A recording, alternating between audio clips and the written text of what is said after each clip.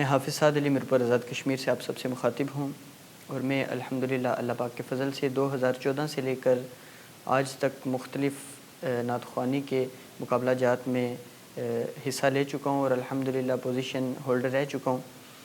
حال ہی میں نے الحمدللہ ایک مقابلہ جو کہ تحصیل کی سطح اور ضلع کی سطح میں ہوا تھا میرپور آزاد کشمیر میں، اس میں پوزیشن لی اور اس کے بعد میں آگے مظفر آباد کے لیے نامزد ہوا اور مظفر آباد میں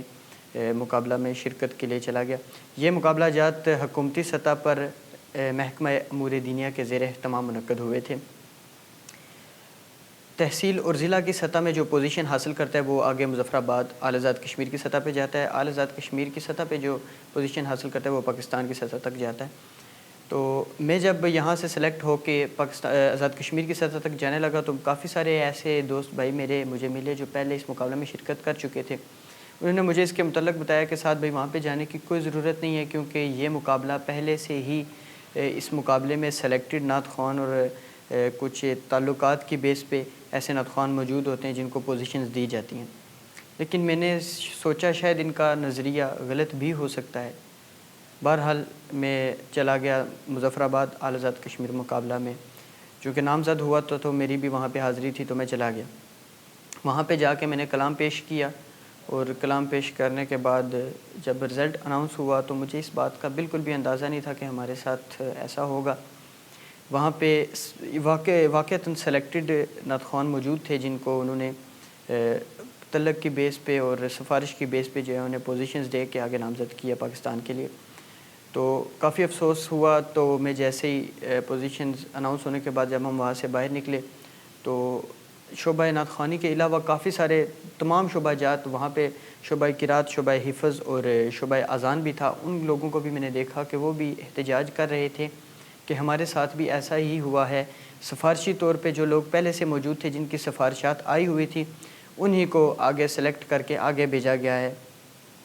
پاکستان لیول تک، انہی کو سلیکٹ کیا، پوزیشنز انہی کو دی گئی ہیں جن کی سفارشات تھی۔ تو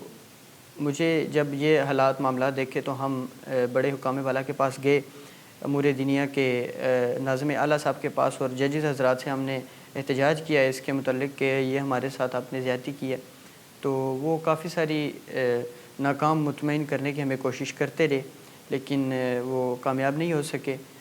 ہم نے جب انہیں احتجاج کر کے بولا کہ آپ اس پنڈال کو دوبارہ لگائیں، دوبارہ ان لوگوں کو بٹھایا جائے، دوبارہ سے ہم سب سے کلام بھی سنے جائیں، اذان نعت تلاوت سنی جائے، تاکہ پتہ چل سکے، عوام کے سامنے سب کو پتہ چل سکے کہ یہ کیا ہوا ہے، یہ جو آپ نے فیصلہ دیا ہے کیا یہ حقیقت مبنی ہے یا یہ فیصلہ غلط ہے۔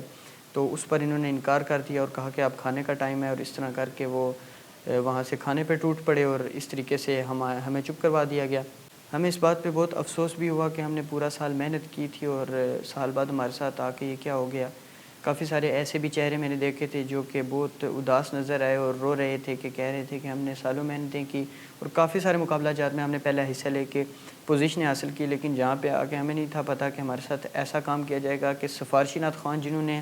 انترا اٹھانے میں لفظیاں غلطیاں کی اور ایسی غلطیاں کی، شعبہ حفظ میں بھی قرآن پڑھنے میں غلطیاں کی، قرات میں بھی غلطیاں کی، جس نے اذان میں بھی غلطیاں کی، ان کو پوزیشن دے کے آگے لے کے جایا گیا اور ہمیں بالکل نظر انداز کر دیا گیا۔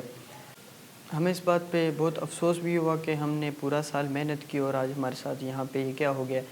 کافی سارے میں نے ایسے چہرے بھی دیکھے تھے جو کہ بہت اداس تھے اور کہہ رہے تھے کہ ہم نے سالوں کی محنت کی، اور سالوں کی محنت کے بعد جب ہم یہاں پہ کافی سارے مقابلہ جیسے ٹاپ کر کے یہاں پہ آئے حکومتی لیول پہ ایک سرکاری مقابلہ جو کہ امور دینیہ کے زیر اہتمام منعقد ہوا ہے، اس میں شرکت کی، تو ہمیں نہیں تھا پتہ کہ ہمارے ساتھ یہاں پہ ایسے ہوگا، اور یہاں پہ پوزیشن ہولڈرز پہلے سے موجود ہوں گے جن کا نام یا جن کو تعلق کی بیس پہ یا جن کو سفارش کی بیس پہ آگے لے کے جایا جائے گا۔ تو مجھے دیکھنے سننے والے تمام صارفین سے گزارش ہے جو کہ سوشل میڈیا استعمال کرتے ہیں، سب سے گزارش ہے کہ میرے آواز کے ساتھ آواز بلند کیجیے اور اس احتجاج میں میرے ساتھ شریک ہوں، تاکہ میری آواز محکمہ امور دینیہ کے اندھے بہرے حکام بالا تک پہنچ سکے، اور شاید اسی طرح جن بچوں کا استحصال ہوا ہے ان کو ان کا دوبارہ سے صحیح سے حق مل سکے، اور پھر نعت خوانی کے فن سے آشنا لوگوں کو جج مقرر کیا جائے تاکہ وہ حقیقت پر مبنی فیصلہ دے سکیں۔